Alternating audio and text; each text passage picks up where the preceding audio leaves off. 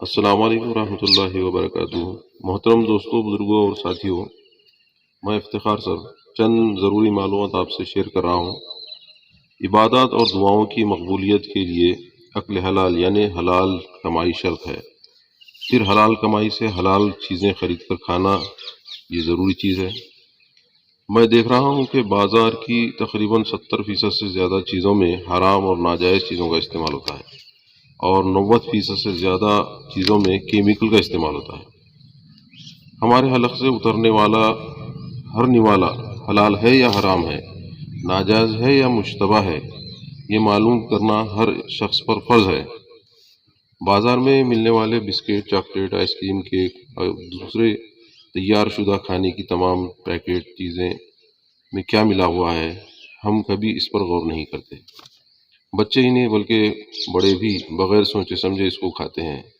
یہ ناجائز چیزیں ہمارے ایمان کو بھی خراب کر رہی ہیں، اور اس میں موجود کیمیکل ہمارے لیے بیماریوں کا سبب بن رہا ہے۔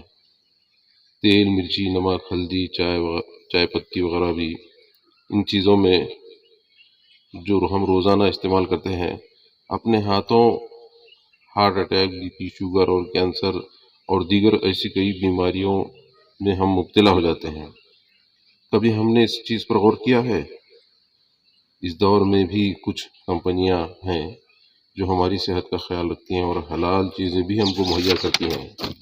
تقریباً 20 سال سے خدمت کرنے والی کمپنی کو میں جانتا ہوں، اور اس کی تمام چیزیں استعمال بھی کرتا ہوں، جو گریڈ 1 کی ہیں اور عام قیمت کے عین مطابق ہیں۔ میرے قریبی دوست و احباب بھی اس کا استعمال کر رہے ہیں، حرام چیزوں سے اور کیمیکل سے بچ رہے ہیں۔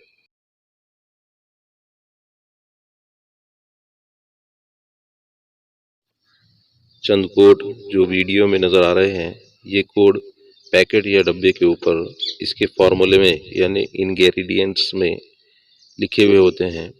ہم اس کو انٹرنیٹ پر چیک کر سکتے ہیں اور اس بات پر غور کر سکتے ہیں کہ ہماری دعائیں قبول کیوں نہیں ہو رہی ہیں، اللہ ہم سے کیوں ناراض ہے۔ ہو سکتا ہے بنیادی وجہ یہ بھی ہو سکتی ہو، ایمان والا نہ دھوکہ کھاتا ہے نہ کسی کو دھوکہ دیتا ہے۔ حلال چیزیں استعمال کیجیے۔ حلال پروڈکٹ سے متعلق اگر معلومات چاہیے تو مجھ سے رابطہ کر سکتے ہیں۔ اللہ حافظ۔ السلام علیکم ورحمۃ اللہ وبرکاتہ۔